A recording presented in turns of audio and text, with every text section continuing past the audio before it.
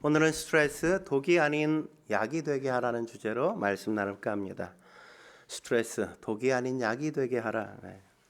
라이나 생명의 모 기업이었던 시그나 그룹에서 2018년 7월에 23개 국가를 조사해서 발표한 시그나 360도 웰빙 지수라는 지수가 있습니다. 거기에 보면 스트레스 지수에 대한 내용이 나오는데 우리나라가 97%로 1위를 차지했어요. 좋은 거예요?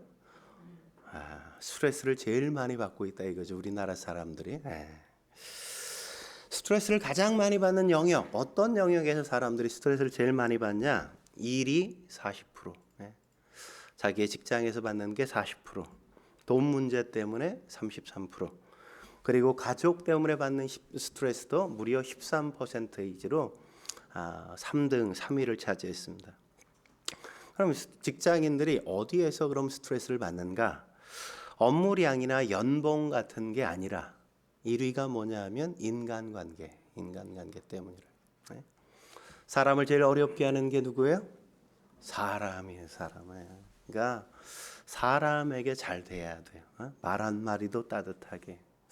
그의 입장을 생각해 가면서 부드럽게 우리가 정죄하거나 판단하지 않고 무슨 일이 있었는지 우리가 잘 이야기해 줄 수 있어야 사람에게 스트레스를 주지 않는다고요. 그러면 내가 지금 스트레스를 받고 있는지 어떻게 우리가 알 수 있는가? 내가 스트레스를 받고 있나 안 받나 어떻게 알 수 있는가? 스트레스를 연구하는 학자들은 과도한 스트레스를 받게 되어지면 몇 가지 증상들이 밖으로 나타난다는 거죠. 몇 가지. 첫 번째가 뭐냐? 의사결정에 어려움을 느끼게 된다는 거예요. 의사결정에 어려움을 느끼게 되는 거죠. 뭔가를 크고 작은 일에 대해서 뭘 결정하지를 못해요.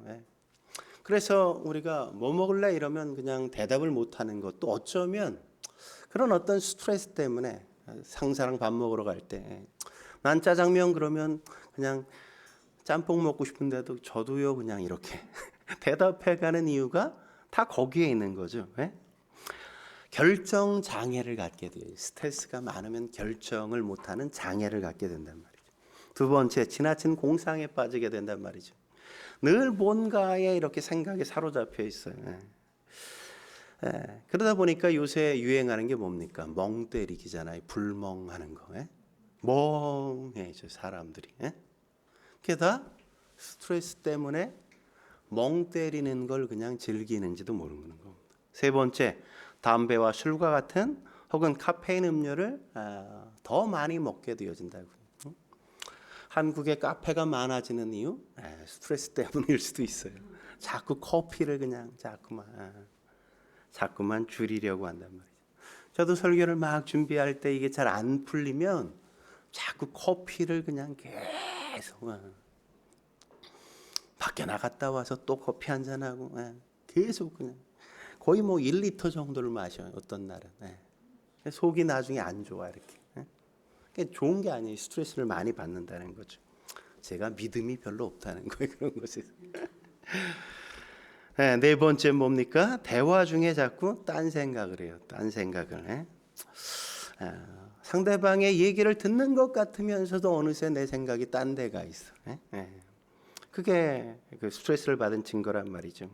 다섯 번째는 심장마비를 비롯한 질병에 대한 두려움이 있단 말이죠. 조금만 어디가 아프면 내가 심장질환은 아닌가 이런 두려움, 염려가 마음속에 자꾸만 일어난다는 거죠. 여섯 번째는 쉽게 화를 낸다는 겁니다. 화낼 일도 아닌데 괜히 화를 내. 시도 때도 없이 그냥 화를 내. 저도 가만히 생각해 보니까 스트레스를 많이 받으면 그러는 것 같아요. 자꾸 화가 많아지고 잦아지는 것 같아요. 일곱 번째, 과대망상에 사로잡혀 사람들을 믿지 못해요. 자꾸 사람들을 의심합니다. 그러다 보니까 그 사람과의 관계가 자꾸 깨어지고 틀어지고 이런 일들이 자꾸만 일어난단 말이죠. 여덟 번째, 현실을 회피하고 싶어 한단 말이죠. 차라리 그냥 불이나 났으면 좋겠다.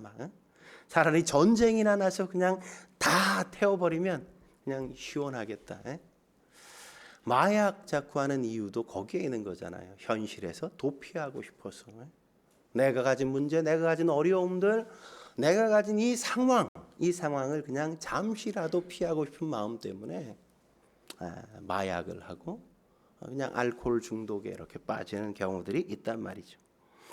아홉 번째, 잘 잊어버린다는 거죠. 이 깜빡깜빡해, 자꾸 사람들이 깜빡깜빡. 이런 증상들이 여러분에게 나타난다면, 여기 가운데 한 9가지 중에 한 2가지 이상 나타났다 그러면 내가 스트레스 받고 있는 가능성이 크다, 이렇게 여러분이 판단하시면 됩니다. 저는 오늘 본문의 바울 역시도 과도한 스트레스를 받고 있는 상황처럼 느껴집니다. 왜냐하면 그는 지금 생명의 위협을 받고 있지 않습니까? 생명의 위협을 받는 그런 상황 속에 스트레스를 받지 않는다면 그건 이상한 거죠, 도리어. 바울은 사실 예루살렘에 기근이 들었다는 이야기를 듣고 어떻게 했어요? 우리가 뭔가를 도와줘야 되겠다 생각해서 이방 교회들에게 9달 동안 헌금을 모았다가 내가 가면 그걸 건네줘. 그리고 너희 대표들 한 사람씩을 함께 나랑 보내서 예루살렘 교회에 가서 이걸 전달해 주자. 그래서 구호 헌금을 모았어요. 그리고 그걸 들고 예루살렘 교회에 갔습니다. 바울은 그것을 전달해 주면서 또 하나, 명절이 다가오니까 디아스포라로 흩어졌던 많은 사람들이 명절을 새기 위해 예루살렘에 오니까 그게 무려 200만 명이나 되니까 그들에게 복음을 전할 기회는 이거보다 더 좋을 수 없겠다 생각했단 말이죠. 그래서 그런 기대감, 복음을 전하고 이걸 함께 전해주면서 그들을 위로하고 격려해 줄 수 있는 이 가슴 벅찬 마음을 갖고 예루살렘 성으로 갔던 겁니다. 그런데 그의 기대와는 전혀 다른 일들이 예루살렘 교회와 예루살렘 성에서 벌어지지 않습니까? 그걸 전달해 줬더니 사람들이, 성도들이 뭐라고 얘기합니까? 바울이 모세를 배반했다는 이야기가 여기저기서 들린다는 오해의 이야기가 퍼져서 자기 귀에 들린단 말이죠. 얼마나 마음에 부담이었겠어요. 아시아에서 온 유대인들이 함께 와가지고 바울을 그냥 잡아 죽이려고 모반을 일으키고 사람들을 선동해서 폭동을 일으키지 않습니까? 뿐만 아니라 자기와 함께, 자기도 한때 사내들인 공의회 회원이었는데 자기들과 함께 했던 그 사내들인 공의회 사람들이 자기를 살릴지 말지를 지금 신문하는 자리에 그가 오늘 서게 되었단 말이죠. 여러분 생각해 보십시오.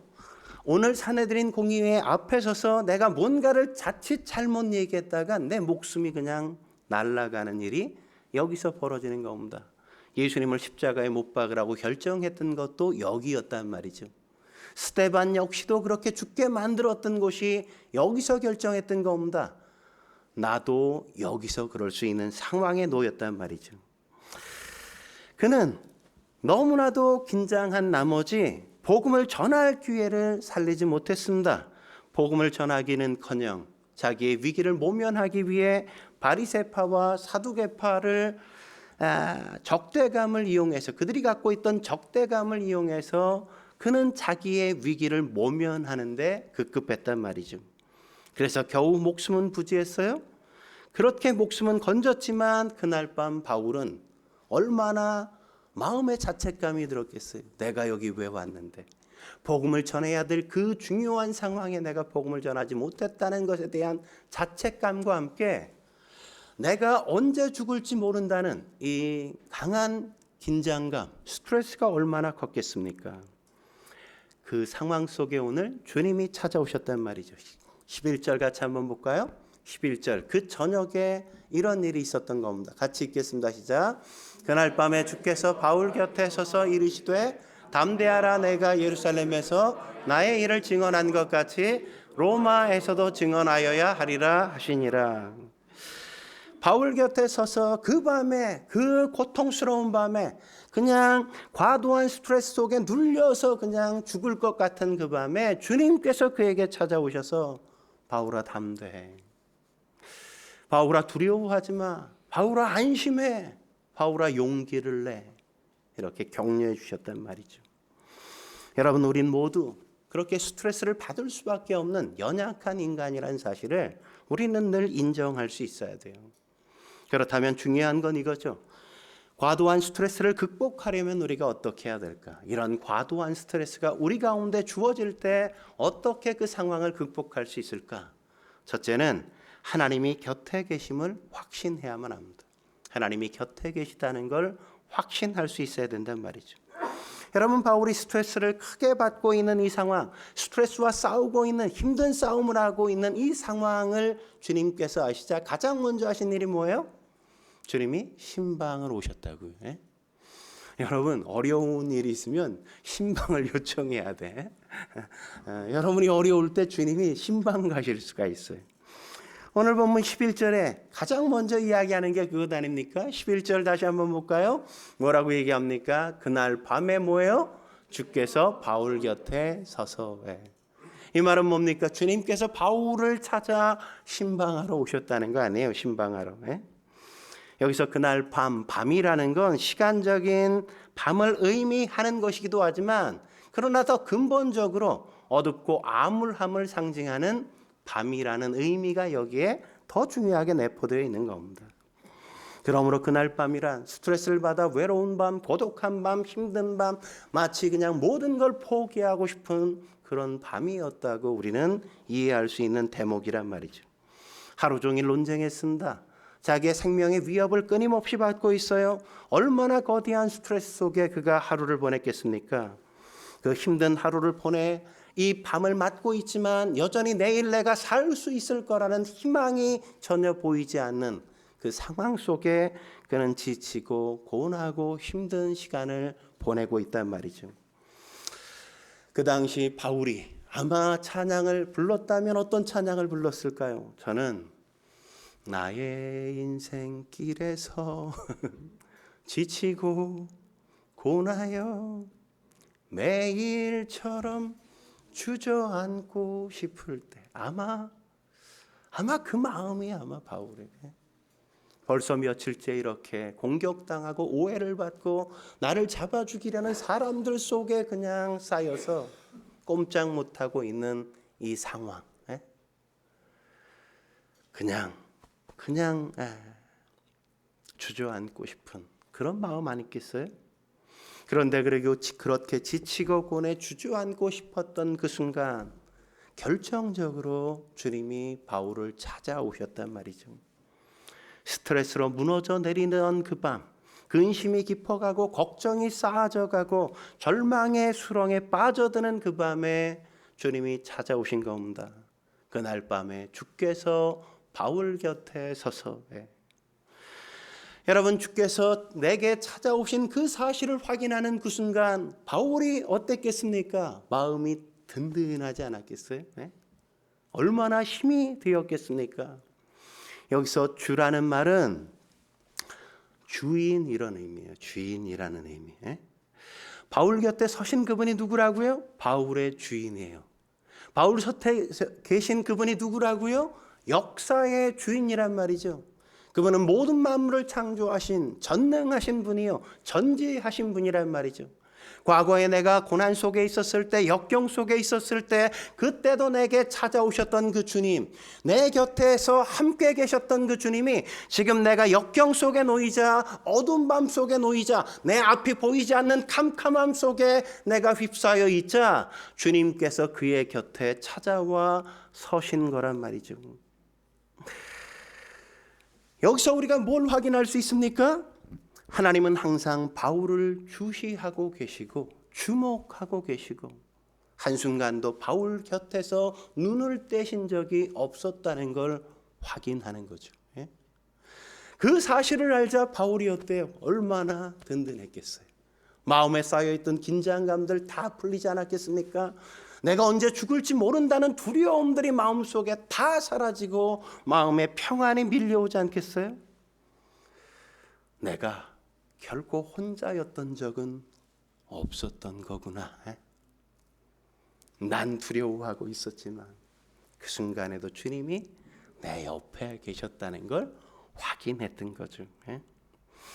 여러분, 우리가 이 땅을 살다 보면 고난이 없을 때가 얼마나 됩니까? 언제나 우리가 살아가는 삶의 순간순간이 고난의 연속이라고 말할 수 있지 않겠어요?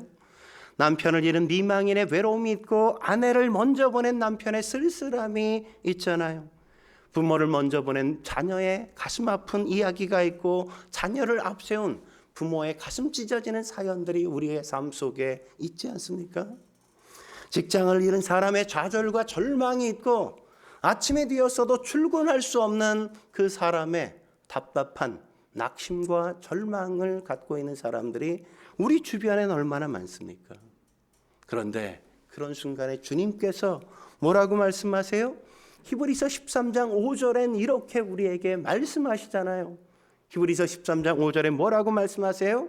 내가 결코 너희를 버리지 아니하고 너희를 떠나지 아니하리라. 할렐루야. 직장이 나를 버려도 하나님은 나를 버리지 않아요. 사랑하는 사람이 날 두고 떠나가도 하나님은 결코 우리를 떠나가지 않는단 말이죠. 세상이 나를 버린 것 같은 순간에도 하나님은 결코 우리를 버리지 않겠다고 말씀하시고 나는 결코 너를 떠나지 않아. 그렇게 약속하신단 말이죠. 그분은 언제나 변함없이 내 옆에서 내 곁에 서서 나와 함께 계시고 계신단 말이죠. 하지만 하나님을 믿는다고 해서 고난이나 역경이 비껴가는 걸까요? 그렇지는 않아요. 아니, 더 많은 고통이 찾아올 수밖에 없죠. 왜요? 세상이 우리를 주님을 미워하기 때문에 우리조차도 미워하니까 그럴 수밖에 없단 말이죠.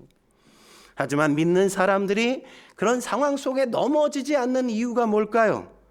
그 모든 순간에, 그 고통의 순간, 그 절망의 순간, 그 어려운 환경 속에 여전히 하나님은 우리와 함께 하고 계셨다는 걸 알기 때문에 그렇단 말이죠.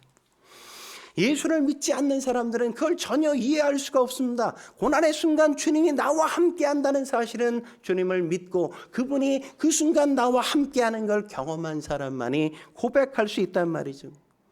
그 은혜를 경험한 사람들 뭐라고 고백합니까? 하나님이 없는 후방보다 하나님과 함께 있는 최전방이 더 안전하다고 그렇게 고백하는 것 아니에요? 하나님이 없는 곳은 어디나 불안해요. 두려워요. 그러나 하나님이 계시면 내가 어떤 위기 상황에 놓여 있을지라도 그것보다 더 안전한 곳이 없단 말이죠. 그래서 다윗도 시편 23편 4절에 이렇게 고백하는 걸 우리가 만나죠. 내가 사망의 음침한 골짜기로 다닐지라도. 뭘 전제로 해요? 우리는 늘 사망의 음침한 골짜기, 죽음이 나를 삼키려고 하는 수많은 위험 속에 노출되어 살아갈 수밖에 없다는 걸 전제한다고요. 근데 거기서 뭐라고요? 해를 두려워하지 않을 것은. 우리가 어떠한 해도 받지 않는다는 걸, 해를 받는다는 걸 두려워하지 않는 이유, 뭐 때문이라고요? 주께서 나와 함께 하시기 때문이라고요. 하나님이 그 모든 순간 나와 함께 하시기 때문에 우리는 두려워하지 않아요. 어떤 역경도 어떤 고난의 한복판도 우리는 두렵지 않습니다. 왜요? 그분이 함께 하시고 그분의 지팡이와 그분의 막대기가 나를 안전하게 지켜주실 것을 알기 때문에 그런 거란 말이죠. 그 모든 상황, 죽음의 골짜기가 두렵지 않은 게 아닙니다. 역경이 두렵지 않은 게 아니에요. 문제가 내게 부담이 되지 않는 게 아니에요. 그러나 그걸 보면 두렵지만 그 순간 그것에 우리가 주목하지 않고 나와 함께 하시는 하나님을 바라보면 그 모든 두려움이 다 사라지고 그 모든 스트레스가 한 방에 다 날아간다는 것 아니에요? 그러므로 성도 여러분, 여호와 삼마라는 게 뭡니까? 그분은 언제나 거기에 계신다는 거예요. 내가 있는 그 고통의 환경, 내가 처한 그 역경의 상황, 내가 갖고 있는 끙끙대는 그 문제 그 속에 나 혼자 있는 게 아니라 내가 끙끙대는 그 자리에 그분 역시도 나와 함께 계신다는 거예요. 여호와 삼마. 여호와는 늘 언제나 내가 있는 그 자리, 내가 머문 그곳, 내가 처한 그 환경 속에 함께 계시는 거예요. 그걸 우리가 알고 내 옆에 계신 그분을 확인할 때 우리는 더 이상 스트레스 속에 갇혀 있지 않을 수 있는 겁니다. 스트레스를 날려버릴 수 있는 거란 말이죠. 한 걸음 더 나아가 과도한 스트레스를 극복하려면 어떻게 해야 될까요? 두 번째, 하나님의 격려하는 음성을 들어야만 합니다. 하나님의 격려의 음성을 들을 수 있어야 한단 말이죠. 여러분, 우린 언제 극심한 스트레스에 시달릴까요? 내 곁에 있었던 사람, 내 주변에 있는 사람이 나를 공격할 때 그렇지 않습니까? 오늘 바울이 처한 환경이 바로 그런 환경이잖아요.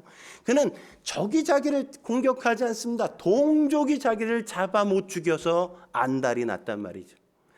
자기와 같은 신앙을 가진 예루살렘에 있는 유대인 성도들이 목회자인 바울을 그렇게 오해하고 그렇게 비난하고 있는 상황에 놓여 있잖아요.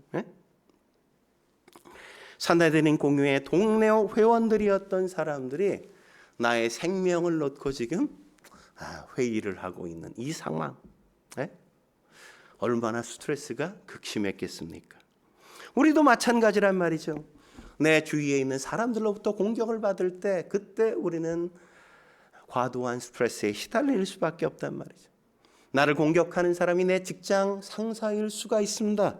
나를 가장 힘들게 하는 게 배우자일 수 있고 자녀일 수 있고 부모일 수 있고 또 나와 함께 다니는 교회 성도일 수도 있단 말이죠.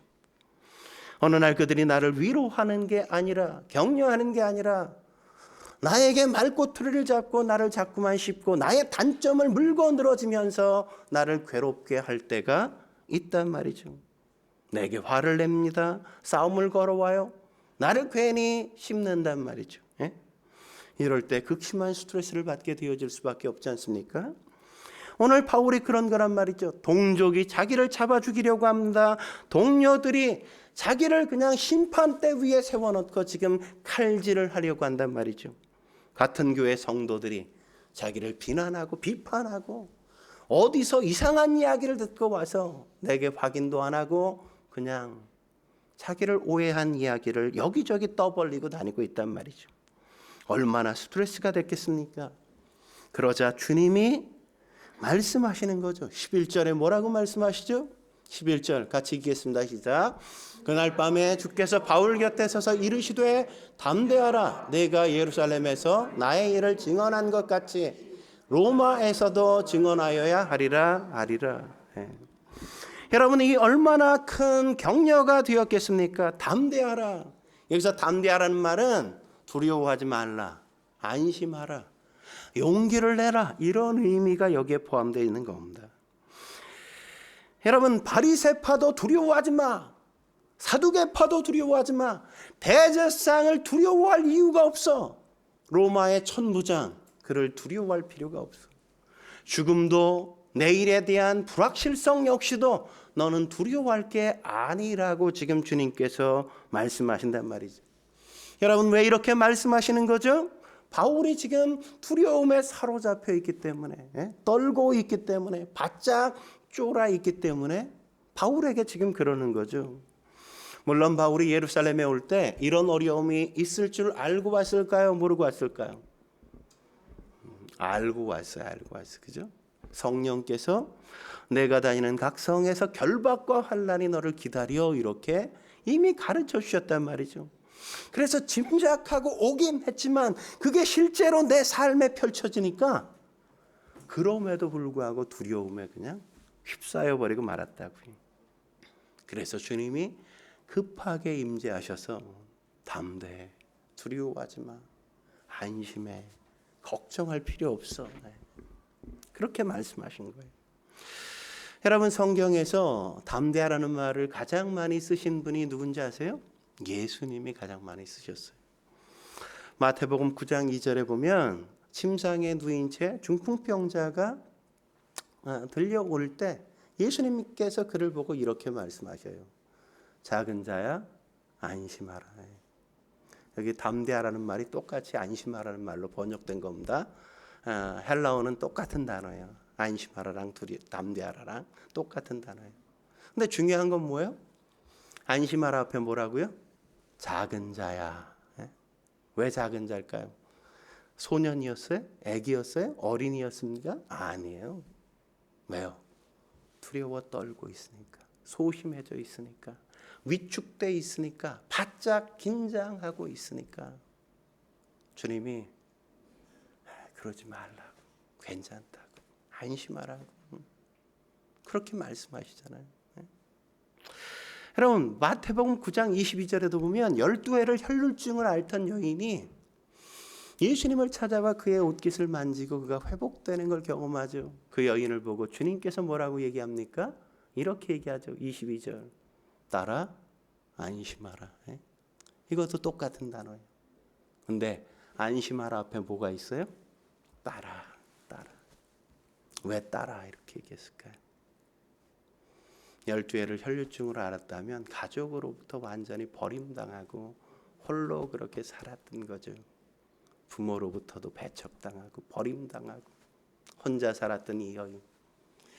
예수님이 아비의 마음으로, 아비의 심정으로 그를 따라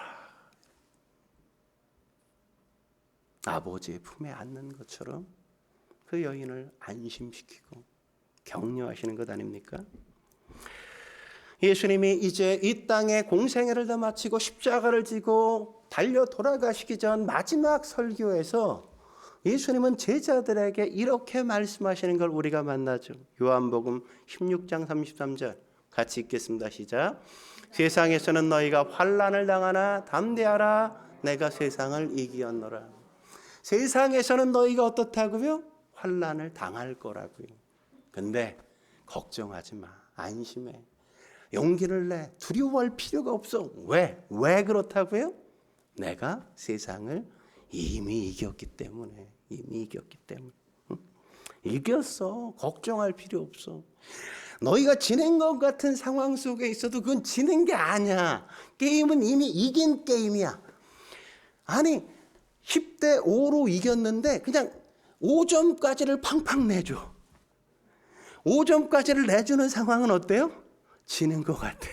낙심이 되고 마치 패하는 것 같고 절망스럽고 이렇게 인생이 끝나는 거 아닌가, 경기가 끝나는 거 아닌가 같은 생각이 든단 말이에요.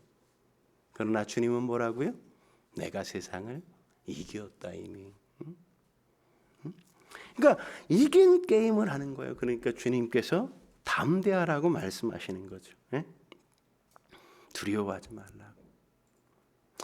그러면서 뭐라고 말씀하십니까? 내가 예루살렘에서 내게 대하여 증언한 것처럼 로마에 가서도 증언해야 돼. 이 말은 뭐예요? 넌 죽지 않아. 사람들이 너를 어떻게 할 수 있는 거 아니야. 이 얼마나 큰 위로겠습니까? 여러분 태산 같은 폭풍이 몰려온다고 할지라도 사업이 기울어져도 여러분의 건강이 위태로울지라도 세상을 이기신 주님의 격려를 들으시길 주의 이름으로 축원합니다. 여러분 예수 믿는 사람은 죽을 때가 이미 정해져 있는 겁니다. 세상의 병 때문에 우리가 죽지 않습니다. 세상의 사고가 우리를 죽게 만드는 게 아니에요. 사업이 조금 실수해서 실패했을지라도 그게 우리를 어떻게 만들 수 없어요. 집이 날아간다고 해서 우리가 어떻게 되지 않아요. 하나님께서 우리가 죽을 때를 정해 주셨어요. 언제 우리가 죽어요? 하나님께서 주신 사명을 완성한 그때 우리는 가게 되어 있는 것이지 세상이나 사단이 우리의 생명을 좌우하는 게 결코 아니란 말이죠. 그때까지는 하나님이 우리를 지켜주시는 겁니다. 그래서 바울에게 말씀하시는 거죠. 바울아 걱정하지 마. 바울아 안심해. 바울아 두려워할 이유가 없어. 그냥 당당하게 살아라. 여러분 이보다 더 큰 격려가 어디 있습니까? 실수해도 괜찮아. 네가 두려워하는 것 상관없어. 세상이 다 일어나 너를 대적한다 할지라도 내가 그 모든 것들을 합력하여 너에게 선이 되게 만들어 버리고야 말 거야 이렇게. 주님께서 말씀하시는 거예요. 여러분 우리의 마음에 스트레스가 몰아닥칠 때 우리가 이런 주의 격려의 음성을 들을 수 있다면 우리는 더 이상 스트레스에 사로잡히지 않을 수 있다고요. 중요한 건 그 상황에 내가 함몰되는 게 아니라 그 상황 속에 주님을 바라보고 곁에 계신 주님의 음성을 듣는 거란 말이죠. 듣는 거. 주의 음성을 들을 수 있길 주의 이름으로 축원합니다. 마지막으로 과도한 스트레스를 극복하려면 어떻게 해야 될까요? 세 번째, 하나님의 크신 능력을 기대할 수 있어야 한단 말이죠. 하나님은 우리 곁에 서신 하나님일 뿐만 아니라 그분은 우리를 격려해 주시고 동시에 우리에게 능력을 베푸시는 하나님이란 말이죠. 11절 다시 한번 읽어볼까요? 11절 한번 읽죠. 시작. 그날 밤에 주께서 바울 곁에 서서 이르시되 담대하라. 내가 예루살렘에서 나의 일을 증언한 것 같이 로마에서도 증언하여야 하리라 하시니라. 여러분 이 구절 잘 보세요. 로마에서도 뭐예요? 증언하여야 하리라. 여기에 뭐가 담겨 있어요?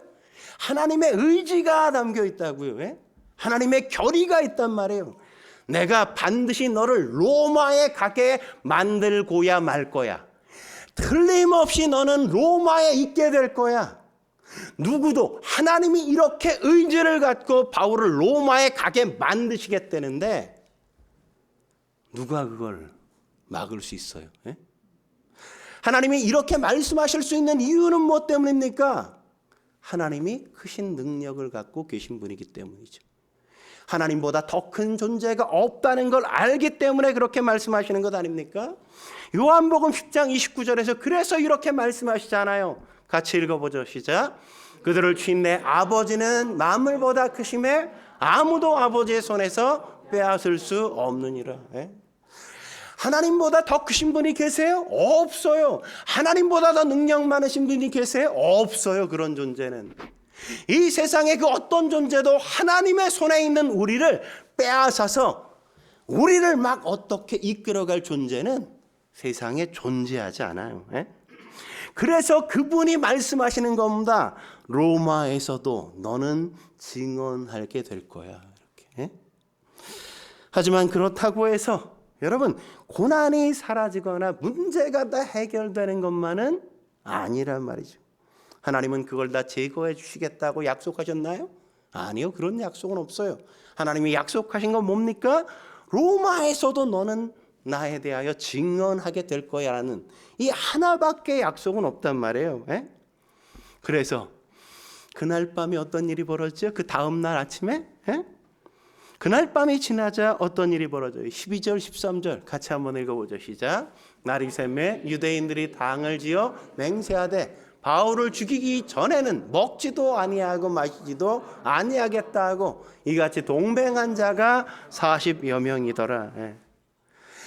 아니 하나님이 이렇게 약속해 주셨는데 다음 날 바로 뭔 일이 벌어져? 더 큰 고난과 더 큰 역경이 자기 앞에 있어.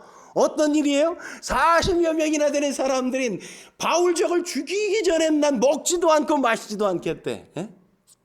근데 전 진짜 궁금하더라고요. 얘네들이 굶어서 진짜 죽었나 안 죽었나? 금식하다가 진짜 그랬으면 죽었어야 되는데 예. 굉장히 궁금해요. 예. 더 큰 고난이 벌어진단 말이죠. 예. 그들이 매복해서 바울의 목숨을 노려요. 이런 상황에 바울이 어떻게 빠져나갈 수 있어요? 예? 바울의 힘으로 가능해요? 불가능해요. 하지만 하나님은 가능하시다고요. 가능하셔. 그래서 사도행전 23장 12절부터 마지막 절까지 기록되어 있는 내용이 바로 그거예요. 한마디로 말하면 어떤 겁니까? 로마의 천부장이 이 소식을 듣고 창군 200명, 보병 200명, 그리고 말을 탄 마병 70명, 도합해서 무려 470명의 군사를 동원해 바울을 가이사랴까지 안전하게 이송할 수 있도록 그를 지킨다고요. 지켜. 여러분 천부장이 뭐라고요? 천부장은 1000명의 군사를 거느렸어. 근데 자기가 거느린 1000명 가운데 그거로 예루살렘 성의 안전을 도모하고 있으라고 준 1000명인데 그 사령관이 1000명 가운데 무려 절반가량인 470명을 누구에게 붙여? 바울 호송작전에 다 붙여. 절반을. 여러분 이게 가능한 얘기예요? 이런 일은 있을 수도 없는 일이죠. 이건 기적이란 말이에요. 기적. 얼마나 놀라운 기적입니까?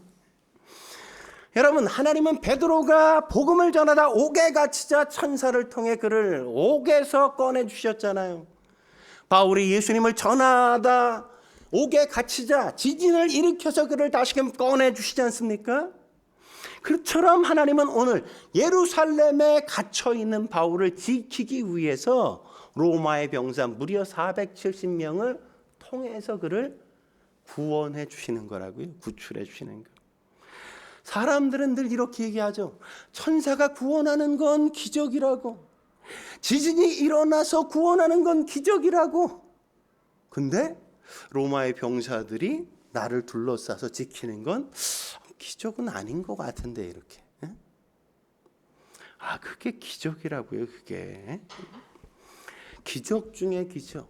이런 게 기적이죠. 적어도 5가지 기막힌 하나님의 섭리가 이 가운데 있었던 겁니다. 첫 번째 뭐예요? 바울의 생질이 바울을 죽이려는 자들이 매복하고 있다는 정보를 듣게 된다고요. 아니 비밀리에 그런 일들을 벌이고 있는데 어떻게 이 정보를 바울의 생질이 들어요? 16절에 그렇게 얘기하죠. 그리고 또 두 번째 뭡니까? 그 이야기를 바울의 생질이 바울에게 가서 전해요. 아니 들었다고 전할 수 있어요? 없을 수 있단 말이죠. 철동 같은 경계 속에 놓여 있는 바울에게 찾아와서 어떻게 이런 이야기를 전달할 수 있겠습니까? 근데 그게 가능해요. 더 놀라운 건 세 번째죠. 바울이 이 소식을 듣고 뭐라 그래요? 백부장에게 자기 생제를 천부장에게 데려가서 이 사실을 좀 얘기할 수 있게 해달라. 여러분, 아니 백부장이 할 일이 없어서 이런 얘기예요? 죄수의 이야기를 다 그냥 들어요? 죄수의 뭐 꼬봉입니까? 근데 바울의 얘기를 다 듣잖아요. 더 놀라운 사실, 바울의 생질이 천부장에 가서 이야기를 쫙 하니까 천부장이 에이 뻥치지 마, 에이 그런 게 어디 있어, 이렇게 얘기하지 않고 그걸 그대로 다 믿는다고요. 놀랍지 않아요? 5번째 어떤 일이 있어요? 이 천부장이 밤 9시에, 낮에 가면 사람들에게 소요가 있을 것 같으니까 밤에 몰래 아무도 모르게 470명을 동원해서 바울을 호위해서 지키면서 가이사랴까지 데려가게 만든다고요.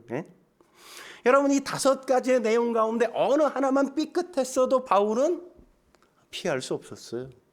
그런데 이게 오묘한 기막힌 하나님의 섭리로 하나의 이야기가 짜져서 바울이 안전하게 로마까지 가게 되어지는 겁니다.